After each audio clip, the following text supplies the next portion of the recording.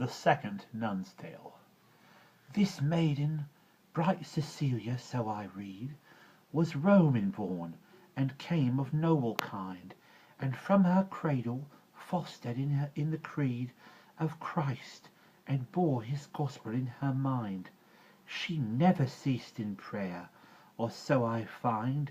It is written of her, to God in love and dread, beseeching him to guard her maidenhead. And when this maid was given to a man in wedlock, he was young and bore the name, her legends tell us, of Valerain. Upon the day of marriage, when it came, she was devout and humble still the same, for there beneath her robe of golden mesh she wore a shirt of hair upon her flesh, and while the organs made their melody, to God alone within her heart there sounded this prayer: Lord, keep my soul and body free from all defilement, lest I be confounded. On him who died upon a tree she grounded her love, her faith in love, and every second day or every third she fasted and would pray. Yet the night came, and she must go to bed beside her husband, as is oft the way, and turning to him privately she said, Sweet and beloved husband, if I may, there is a thing I dearly wish to say. If you will hear, and yet I would conceal it, swear to me then you never will reveal it. Firmly Valerain on his honour swore that for no cause, whatever it might be, would he betray her. He could say no more, and she began to speak. I have, she said, a guardian angel, one that tenders me, so great a love, that whether awake or sleeping, my body is committed to his keeping. Were he to feel, and oh, believe it true, that you had touched me, either in love or lust, he instantly would bring your death on you. Young as you are, you would go down to dust. But if you love me cleanly as you must, he will love you even as he loves me, and show the glory of his ecstasy. Valerain, corrected by God's grace, answered again, that I may trust in you, show me that angel, let me see his face, and if indeed he be an angel true, then I will do as you have begged me to. But if you love another man, on oath, I say this sword of mine shall slay you both. Cecilia answered, You are well advised, and you shall see the angel if you will. But first believe in Christ and be baptized. Go by the Appian way, she said, until you reach some 3 miles hence upon a hill, a village where the poorer people live. Go up to them and speak the words I give. Tell them that I, Cecilia, sent you there, that they might show you urban, old, and good, for secret needs, and say your thoughts are fair. And when you meet Saint Urban, as you should, repeat my words, they will be understood. And when he has confessed and purged your heart, you then shall see the angel ere you part. Valerain went out to seek the place, and just as she had told him, there he found holy Saint Urban, met him face to face, at work upon a Christian burial ground, and told him on what errand he was bound. And Urban, when his message had been given, was filled with joy, and raised his hands to heaven, and from his eyes the tears began to fall. Almighty Lord, O Jesu Christ, said he, sower of chaste thought, and shepherd of us all, take thou the fruit whose seed of chastity thou sowest in Cecilia unto thee. Lo, like a busy bee that knows no guile, thy thrall Cecilia serves thee all the while. Her very spouse, that she but now has taken, fierce as a lion, hither has she sent, meek as a lamb, his violence forsaken, for thee, dear Lord. Now as he spoke, there went a man before them, clad in white and bent with age. A golden book was in his hand. Before Valerain he took his stand. Valerain fell down for very dread on seeing him. He raised him from the fall, opened his golden book, and thus he read: One Lord, one faith, one God above us all, one Christendom, and one that we may call Father supreme, both here and everywhere. These are the words in golden letters there. Thus having read, then said this ancient man, Believest thou these sayings, yes or no? All this I do believe, Valerain replied, for nothing is more truly so, in heaven above or in the earth below. The ancient vanished then, he knew not where. Urban the Pope baptized him then and there. Home to Cecilia then he went, and found her standing with an angel in his room. The angel held two coronals that were bound with lily flowers and roses in full bloom. And to Cecilia then he turned, to whom he gave the first, the second, which is with its weight of roses, to Valerain her mate. With a clean body and with spotless thought, cherish these coronals forever. They, the angel said, from paradise were brought for you, and they shall never rot away or lose their savour. Trust to what I say, and they are such as none shall see unless his heart is chaste and hates all filthiness.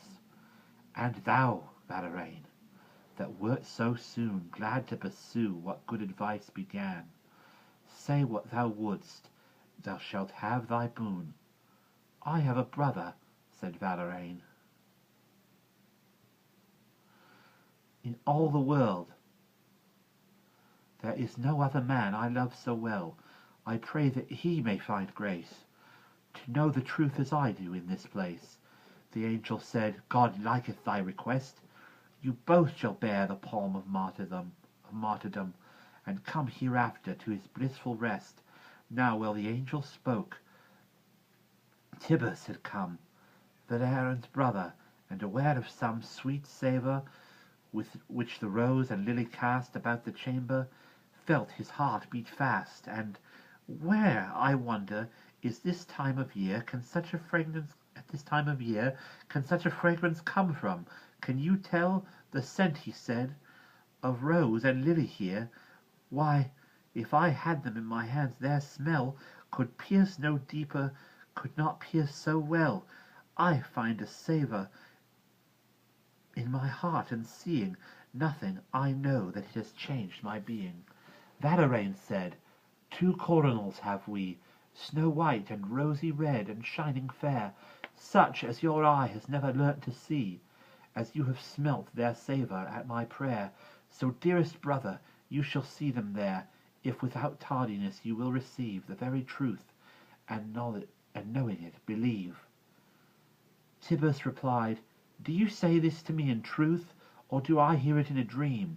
Dreaming, Valerain said, we used to be, till now we were in sleep, so it must seem, but now awake in truth. Yet how to dream? Tibbus replied.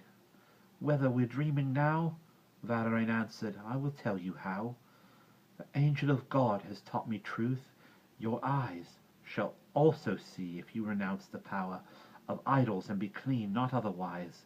As to the miracle of these crowns of flower, St. Ambrose speaks of it to strengthen our brief commands. It is solemnity indeed. The noble doctor's preface, if you read, says thus: To gain the palm of martyrdom, Cecilia, being filled with heaven's grace, forsook the world, her chamber and her groom, witness Valerain, and Tibbus in face, of whom conversation we may judge her case, which God in bounty honoured with a crown of flowers for each, brought by an angel down. This maiden brought these men to bliss above. The world well knows the worth, you may be sure, of a devoted chastity to love. Thus Saint Cecilia showed him, and secure in faith he held all idols as impure, vain, dumb, and deaf, even as those that make them, and so it was she charged him to forsake them. Who thinks not so is but a brute at best, Tiberence gave answer.